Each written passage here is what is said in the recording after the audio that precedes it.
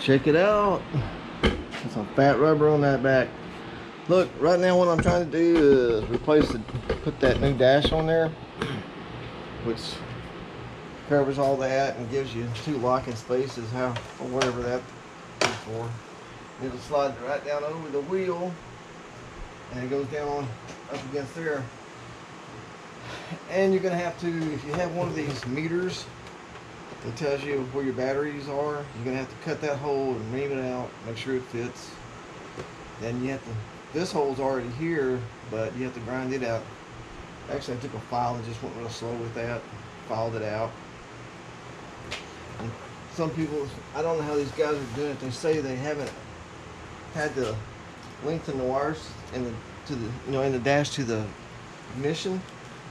You do. And for this and this, you have to lengthen the wires.